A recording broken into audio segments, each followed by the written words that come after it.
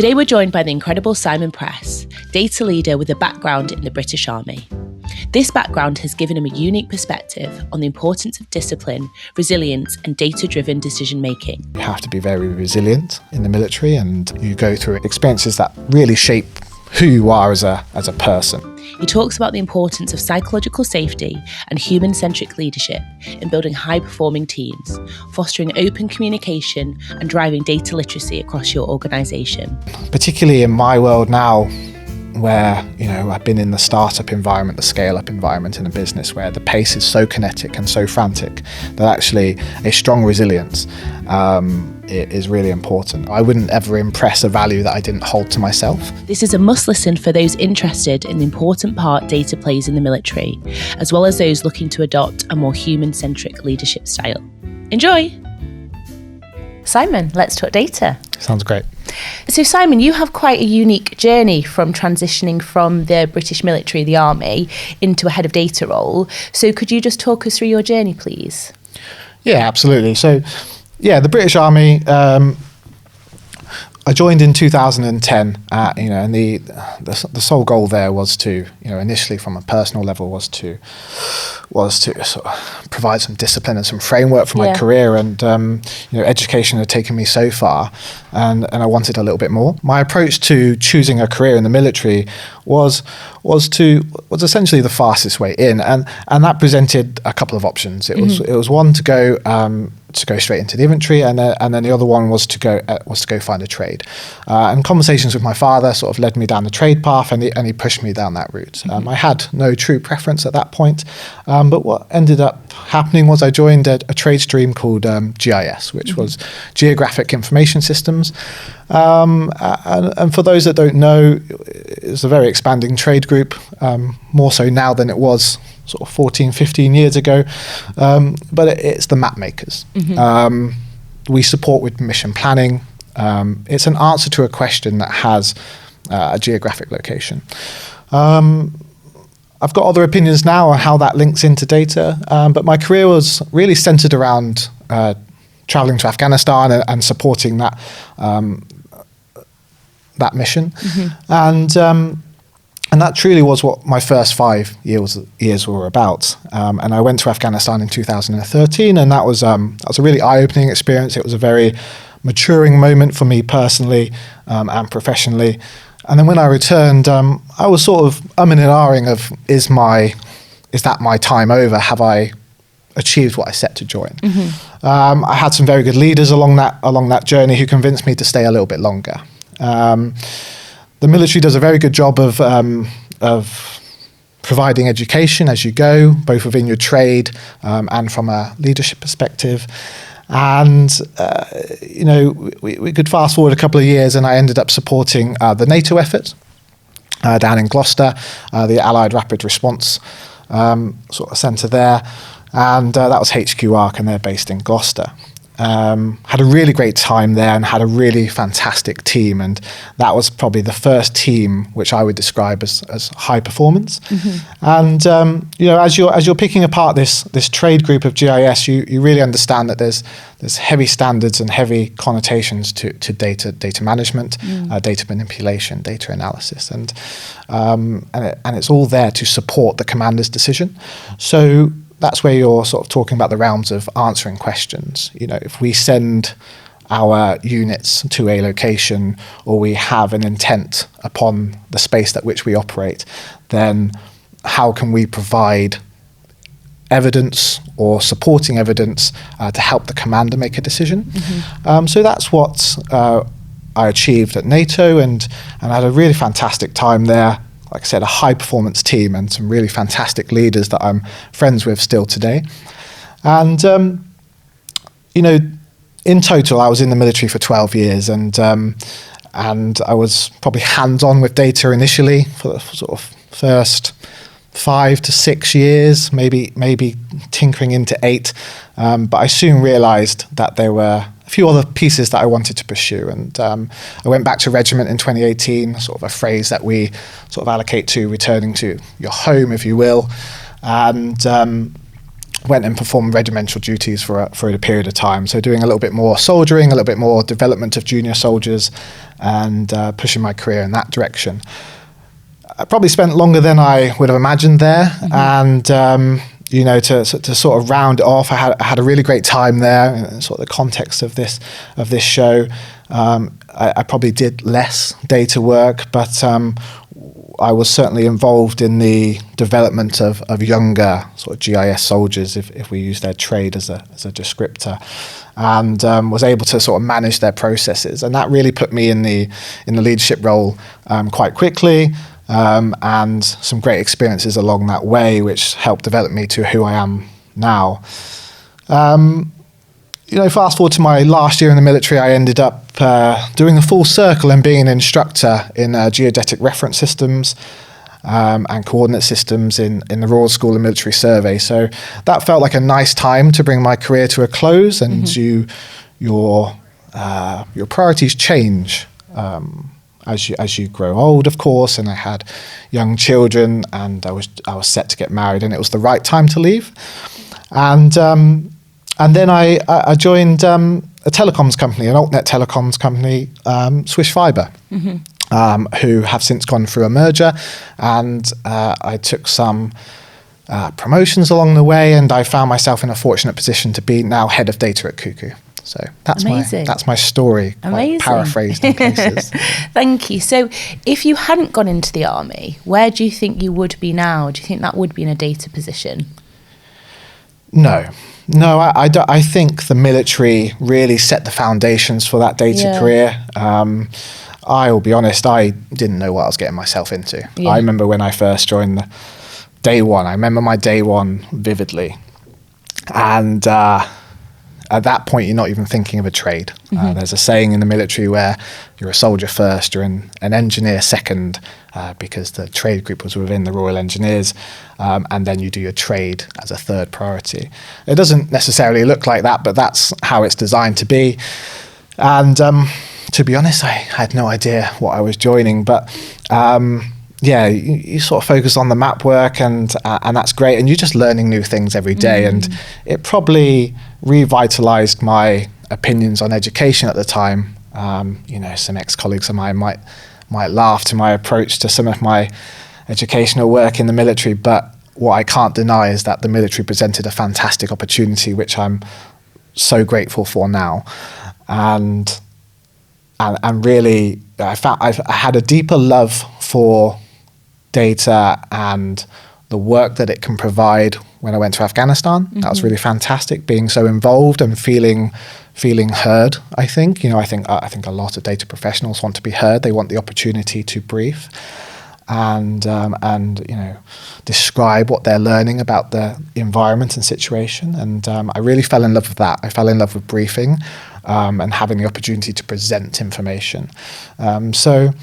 Without the military, I wouldn't have landed in a data career, no. Yeah, and making informed decisions, like you said, for decision making, because they're such crucial, important decisions. You can't rely on emotions or gut or instincts. They have to be backed by data.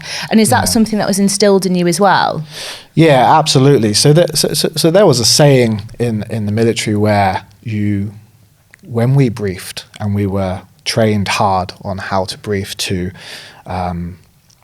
many ranks across the British military, and when we had the role that we did, we often found ourselves in front of very high ranks, whilst we were very junior.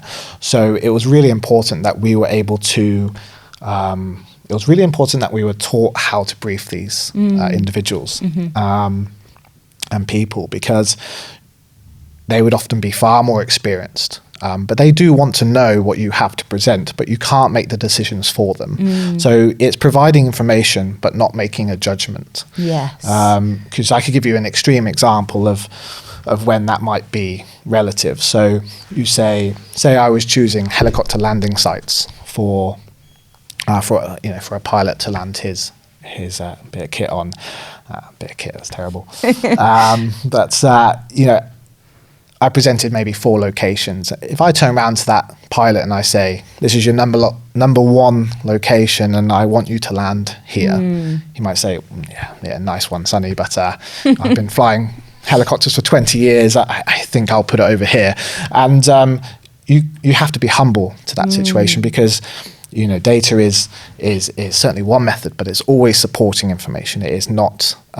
It is never an exact science, and there was always bias. Right. And that bias, is created through your entire life. Yes. Yeah.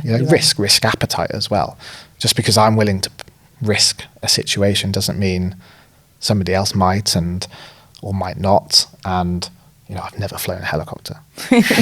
So would you weigh up the pros and cons? So say there were 4 different landing points. Would you say, here's the data, this is why we're suggesting it, this is a pro, this is a con, or would you not even go into that? You just simply provide the information? Yeah, so I think when you have a large piece of analysis work to complete, those interactions with your customer at the beginning are really important, because you'll begin to understand the conditions at which they're willing to engage with. So you can weight your arguments against the conditions at which they're willing to present. So, when we're talking about mission planning, there might be a good reason to be near a water source, or to be away from a built-up area, or the material in the ground. For example, if we're talking about helicopters again, 'cause it's an easy, well-drilled task of ours.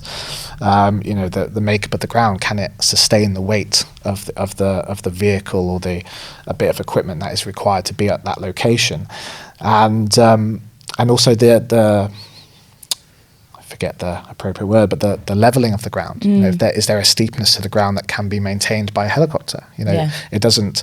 I would have to brush off some cobwebs, but I'm fairly certain the percentage is quite low at which a helicopter can land on. So, right. And all those are weighted, and they are thrown into an equation, or there are better technical people than I nowadays, but it's thrown into sort of an equation within the data sort of science approach, and it's understood as to whether it will return a result, and that result again is just supporting evidence. I mean, the pressure sounds immense. It makes me feel anxious just thinking about presenting these different factors to someone, and the rank that they are. So did the data help in the sense that it wasn't your opinion, it was the information, and did that empower you somewhat? Yeah, look, the training we receive at the Royal School of Military Survey was, I would argue, is second to none. Right, it's a framework, and it's taught by seasoned soldiers and seasoned individuals from our regiment and trade group. As well, we receive external, and we have people from the academic sphere as well that come in. And whilst we're trained how to brief, that can be quite a I would say comical now. It wasn't comical back then, but there's a very strict approach as to how you brief, and you really, I hate the phrase "you earn your stripes," but you really do take those experiences on board, and the best time to learn is to make a mistake. Yeah, because then you probably won't do it again, and then you're reminded when you make a mistake. So that lives in your memory. Yeah, absolutely. Whether that be press ups or running to the nearest trig point or whatever it might be. Really? That's it's said tongue in cheek. The army's changed a little bit these days. But. Yeah. So what were your biggest takeaways then? Your biggest lessons from your time in the army?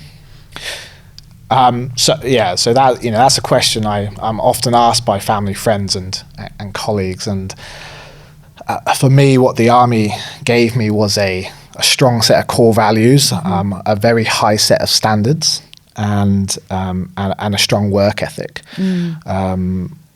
If I was to add one more, it would be resilience. Yes. You have to be very resilient in the military, and you go through experiences that really shape who you are as a person, and that's right, and and I'm really grateful for that experience. Yeah, amazing.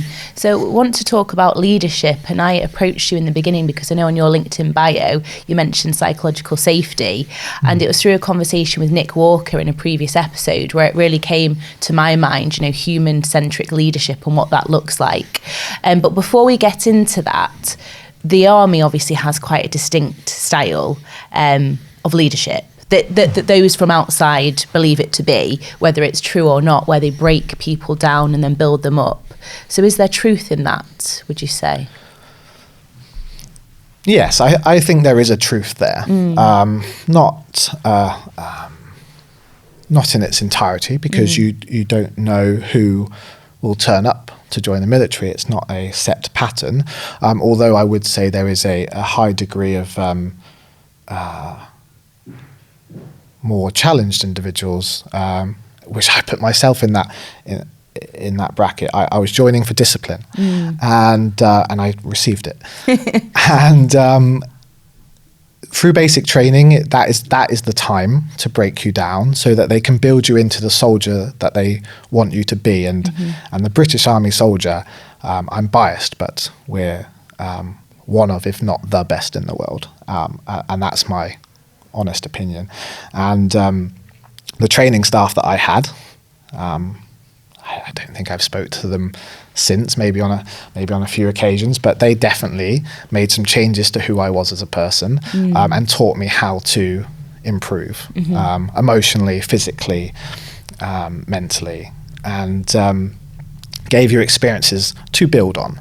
And that's right, because there's a standard in the military that we want to protect. There is, we protect Queen and country, and we're ultimately going out there to pay the ultimate sacrifice. Now, that's not for everybody, and that's wasn't my experience, but it is true to life for many people that join the military, and for that reason, you need a really high set of standards that if it was to happen, that you would be ready. Yes, yeah, okay. So the workplace isn't the army, but I imagine what you've learnt there is transferable, certainly from a leadership perspective, and maybe some not. So what have you learnt in terms of what works in today's modern workplace? Yeah, so I think what you can bring from the military, and I firmly believe there are many transferable skills, and I believe in many respects I was hired for those skills. And I have a great friend and colleague who hired me, and he certainly would cater to the fact that I could bring a standard to the teams that he was in charge of, and I could bring momentum and resilience to the situation. The skills and values that I would like to apply onto my team, and friends and colleagues that I had back in my Swiss days as well, were the core values that I believe in. Yeah. So I wouldn't ever impress a value that I didn't hold to myself. The British military has, the British Army has 6 core values: loyalty, courage, integrity, discipline, respect for others, and selfless commitment. And I think all those things, they don't all have to be used in their entirety. I mean, I would like to think they come on at different points. But I think those are all values that can only strengthen your resolve in any career, in any role, in any department. And I think I alluded to resilience earlier, and I think particularly in my world now, where I've been in the startup environment, the scale-up environment in a business where the pace is so kinetic and so frantic, that actually a strong resilience is really important. And actually, that's what I loved about. That's what I love about Cuckoo today. It's what I loved about Swish back then. Is the pace. It's the pace. It's the constant requirement to be better than the day before, and I think the military has that same mindset. Yeah.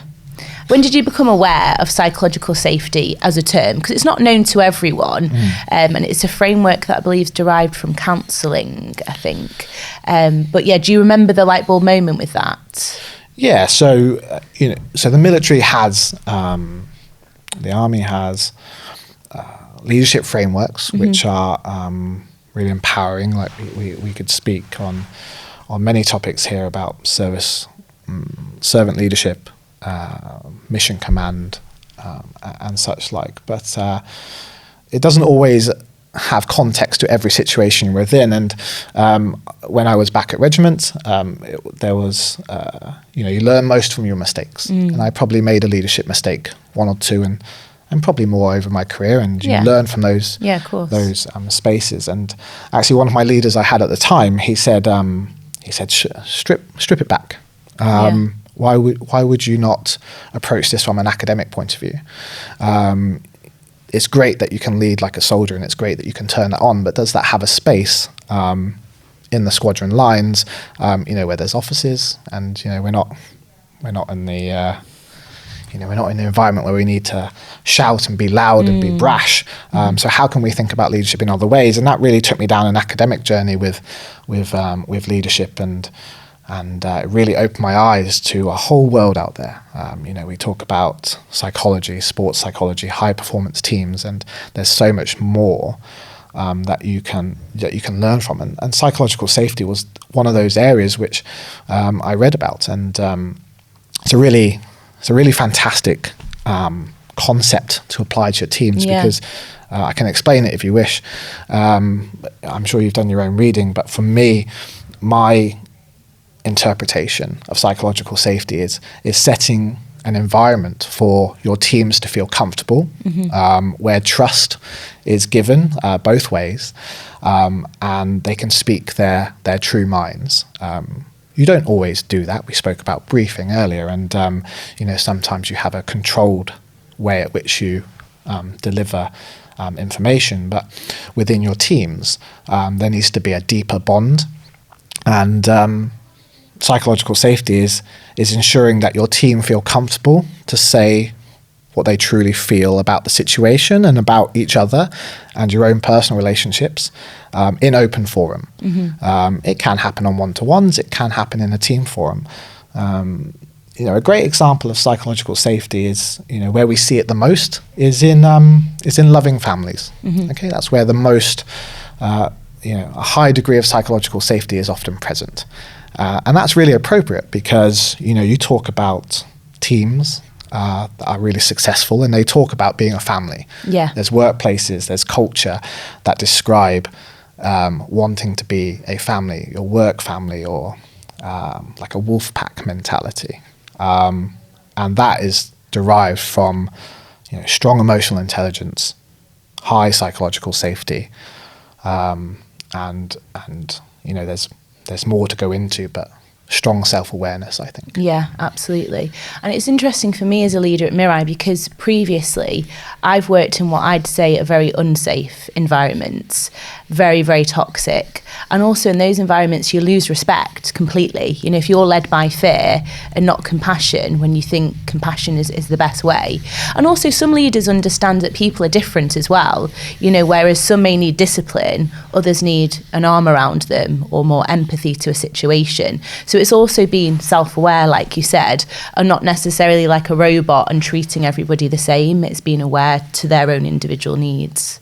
Yeah. You touched on empathy. That's a huge part of psychological safety, and you spoke about respect. Respect for others was one of the core values I described earlier, and absolutely, your team. Definitely in the British Army, there's so many different people from all walks of life, and so you become very quickly, you understand humility in the army and in life in general, and being respectful and being aware of your surroundings and also your emotions. Because they say in business, take the emotion out of business. Well, you can't turn it off if you can't describe what that emotion is. So I'm not denying that there are times to take emotion out of a situation, but how can you take it out if you can't describe it and you can't define it? Yeah, interesting point. So in terms of Cuckoo then, and we'll get on to what Cuckoo does in your journey there, but in terms of leadership, obviously theory is very different to practice. So how have you found, are you implementing that theory into your leadership, would you say? Yes. So, when you have a team, and sometimes data teams are small, large, they're split, have quite a relatively small team at the moment. And, and that's actually really great, because to talk about psychological safety and to develop these sort of leadership potentials, you actually need a small audience. If anybody was looking to build these strong micro cultures into their larger teams, then I would suggest you need to come down to sort of a group size of maybe 6 people. That's where you'll get the most. You'll get the most interaction. You'll get the most confidence in the room to talk. Otherwise, people are likely to, steer away. I won't talk because that person might talk, and it reduces confidence to speak out. So you want smaller teams anyway. And then, so that's great at the moment at Cuckoo. And I think if you asked my team members, they would describe the values at which I wish to have in our team, and I believe they would all say that they have a voice. And putting that theory into practice is about having those conversations, being disciplined to engage in those moments and to step back from the firefighting that we do often in young businesses, and it's taking that time, it's facing away from the business and actually checking in with your team and saying, is everybody okay? How are we doing? How is our composure? How is our output? What standards do you think we're working at? And if somebody turns around and says, look, Simon, I'm 5 out of 10 at the moment, then okay, so we're at 50%, so can I help you get to 7, 8? I don't need you at 10 out of 10 all the time. You'll burn out, but how can I help you feel better? And I want them to enjoy being part of the team. I want them to enjoy being part of Cuckoo, or whatever team it may have been, and just enjoying their time, because actually the standards will be higher when the enjoyment's there. Of course, yeah. And the outputs will be better, and everybody will benefit.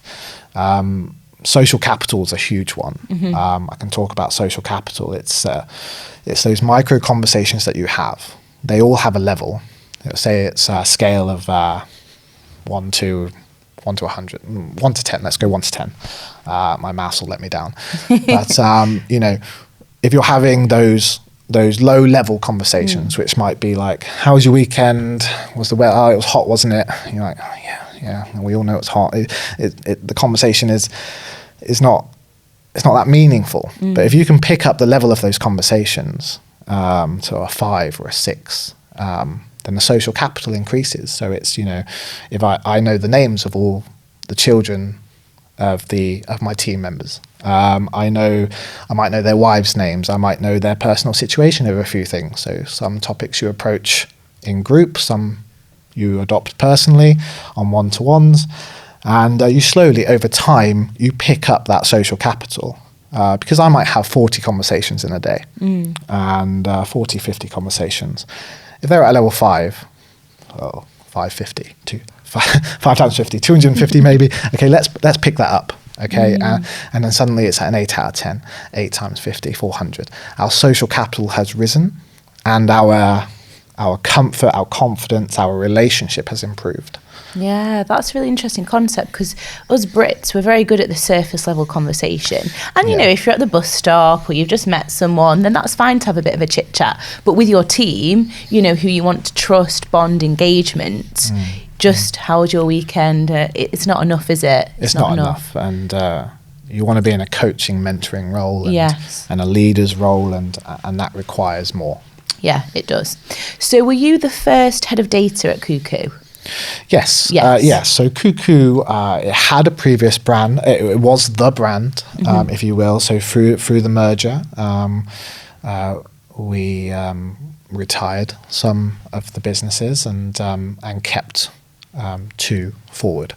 And Cuckoo is the ISP, and so it was. In some aspects, it already had its previous personalities, but data was a new role. Right. So I was fortunate enough to be the inaugural head of data, I guess. Yes. So in terms of it, because everyone in data has very different journeys, often there's patterns that emerge, not many predecessors. Sometimes the wider business understands the power of data and the importance of it, and other times not. So how would you describe the backing from the wider business and the importance, their understanding of aligning data strategy with business strategy?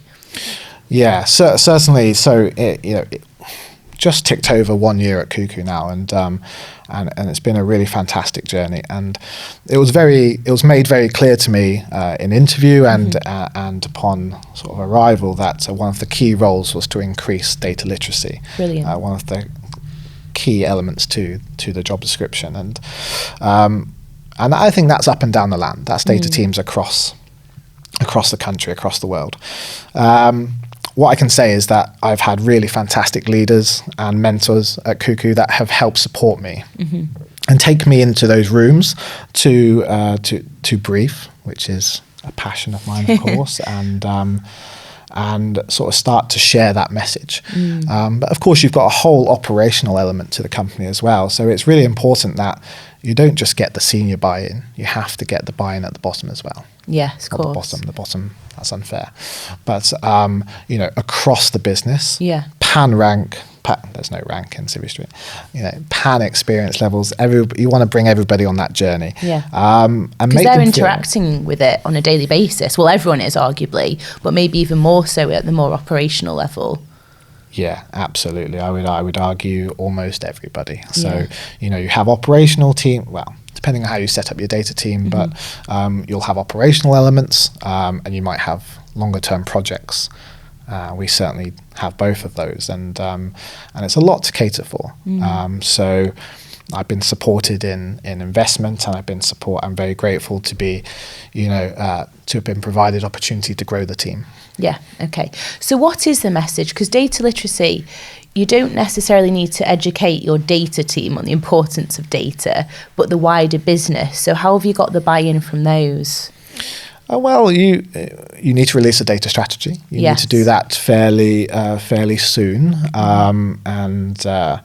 so that's important because you want to describe your intentions. If you've got an intent, then that sets the boundaries for both the team and the business.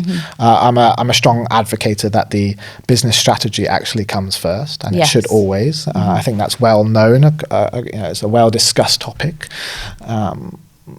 But yeah, that will give me my arcs of. Try not to use military language, but that will give me my boundaries to shape my data strategy, and then the team also have intent at my level, so they then understand that we have to achieve certain things in order to achieve a higher data literacy, and that might be a self-service environment, that might be town halls, just reaching out and having those conversations again. Communication is so important, and there's no denying that the thirst and hunger for data is there, but we want to make sure that we're not just providing the answer, that we're explaining how, why, trying to induce some excitement and some reason. You never know, you might get some internal hires. There are certainly people within Cuckoo that are really enjoying their experiences with data. And that might be what a great way to expand your team is to take people who have seen an output of the data team and have gone, I want a little bit of that. Yeah. That'd be really great. Absolutely. And what is the business striving for with the data strategy? What's the end goal? I understand it's a constant journey and you may never get to the final destination. But what are you trying to achieve? Yeah, so, you can have many data strategies. You can have your broader one, but then you can have lots of micro data strategies. What Cuckoo is committed to is a really great customer experience. So that requires its own strategy in itself. And of course, you want to be a successful business as well. So we want to use data to make informed decisions. We want to unlock value. Yes. It sounds sort of, we've all heard it before. data-driven. And of course, you might see that on a press release or a media release, but it's ensuring that integrity of that statement exists and lives through the business. And I believe it does at Cuckoo, and that's why I'm here, and that's why I'm motivated to do better each day, and that's why I'm just really happy at the moment. Yeah, brilliant. And what do you think it means then to be truly data-driven? Because it is something that is in every conversation, in every mission statement maybe at the moment. But you don't want those values, the mission statement, to get lost. So what does it truly mean to be data-driven? It's very similar to how we spoke about people, humanizing the data strategy, humanizing being data-driven. It's about being aware. It's having consideration for the data, educating yourself in that field if required. You'll have, we want to impose data literacy across the company, but you will already have champions within the business that are truly that have a high level of data literacy already, and those are great. You want to empower those individuals and help them carry that message forward.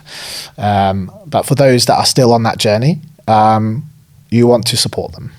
So being aware, having consideration, learning as we go, and just trying to be better. Yeah. And I think that happens across any business in many different facets, and just data-driven just has to be at that table of conversation. Yeah, it does. Did you see a shift so going back to the army now, because data has existed for a long time, but it's huge now. It's the largest growing commodity in the world. Do you remember a shift when you were at the army where decisions did become more data-driven, or did they have a handle on that from the beginning, would you say? I would argue that the military were probably some of the early protagonists of data, and I say that because the GIS trade group is fantastic. It's got people shape whole careers out of it, which is great, and I've released opinions on social media about how data science and GIS are the same thing. Yes. And the British Army were definitely using data to their advantage. Certainly when I joined, and I was trained and encouraged to do so. So I think we set a really high bar. And we see, personally, again, I'm biased, but I see people achieving fantastic things off the back of their experiences and career from 4-2 Engineer Regiment and the GIS trade group, and I know that they set really strong foundations for me in data, whether that be a high standard of data management, articulation, data storytelling, and absolutely the military. Often not credited for it.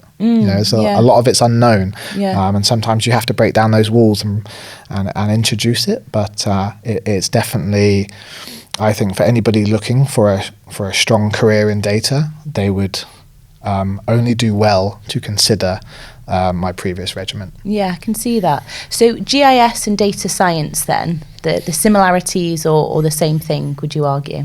I would have to say similarities, because you can't say it's exactly the same. Both will eventually find their own tangents to another level. But when I said that the output was a map, yes, that's just one way to answer a question. It's a usable format to which to use information, and that's just how the military used it, because we have a movement of troops or equipment across a battle space. When we talk about the subject, whether it be our own friendly forces or enemy forces, you can just change that subject to however data science fits it now in civilian street, in companies and businesses today. So it might be the customer.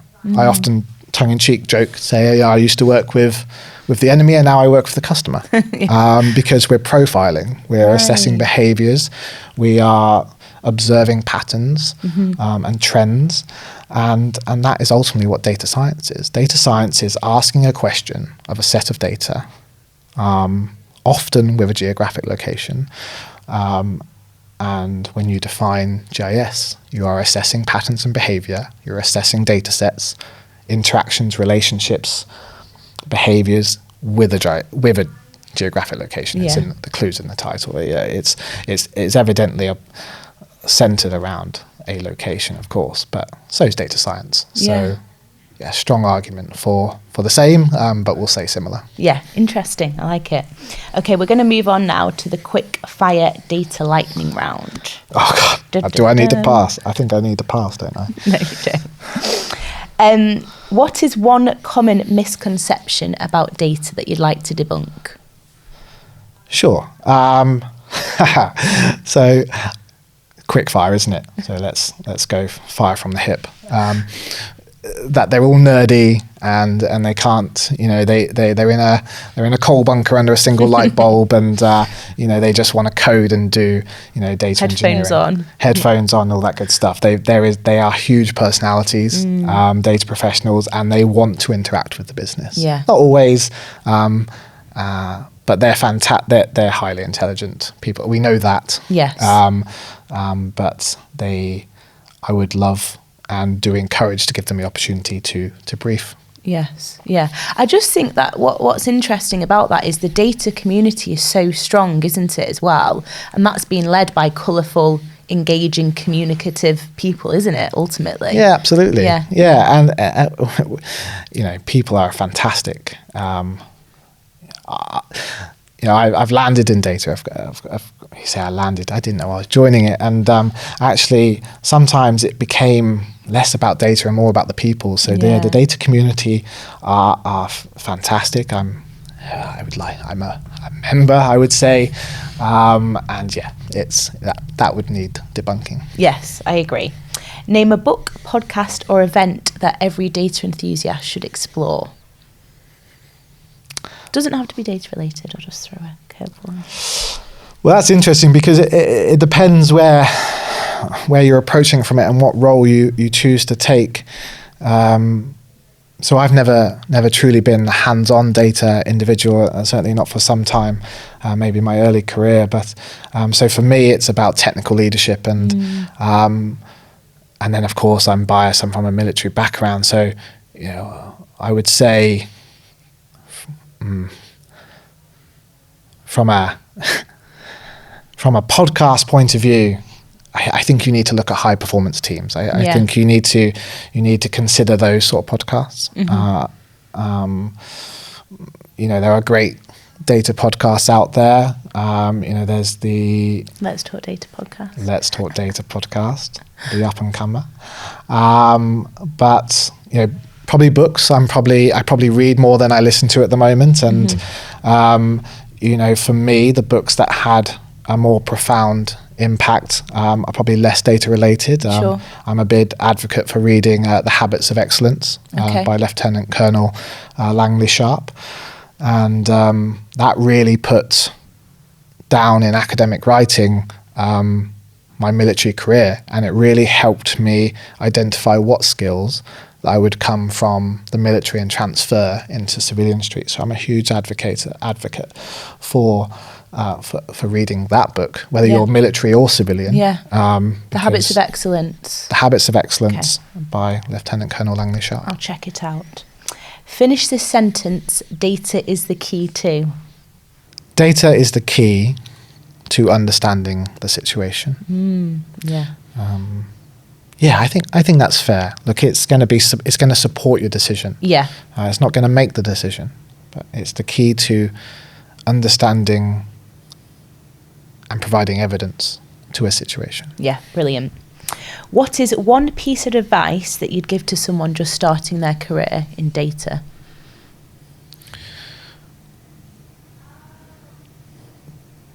I would say don't be focused on choosing your role before you started. Don't set your goal out to be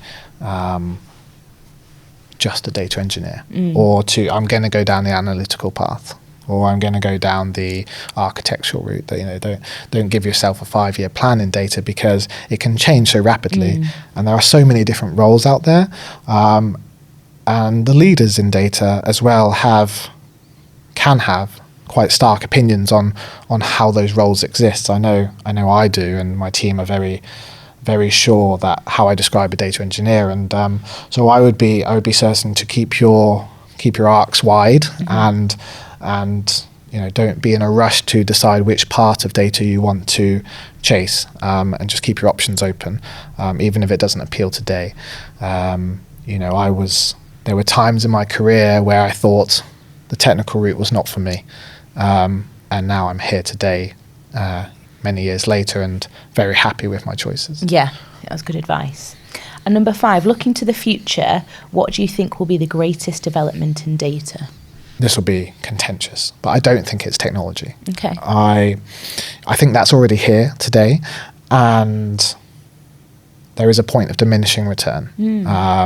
How much better can it truly get? I know there are a lot of buzzwords out there, but actually the best thing that can happen to data is for data literacy to rise. Yes. You don't need to embark on a data career, but you need to invest the time to understand it. And the more we can have stakeholders and senior leaders understand the complexities of data, and just give voice to the data professionals from all aspects, that will have the single biggest effect. Yeah, I agree, and I love that, and that's what the podcast is all about, because there's even times when people ask me what I do, and I operate in data as a recruiter, as you know, and have the podcast, and people will say, but what is data? And I'm like, you should know.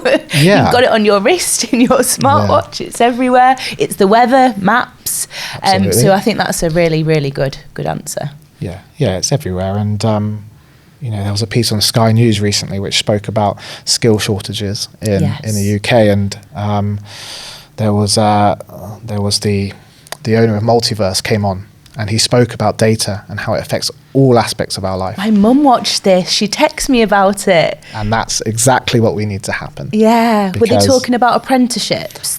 Yeah. That's it. And apprenticeships is, I went to one of these roundtable events recently, and apprentices came up, and I found that really interesting, because that's investing in our future, and we don't want an aging trade group. We want to bring in fresh talent with, I'll say, different biases, but more information at the table, more experiences, starting a bit younger than I did. Yeah, and diverse perspectives. Love it. Well, thank you. Did really well. Thank you very much. No, fantastic. Thank you for inviting me. That's okay. Appreciate it. That's okay.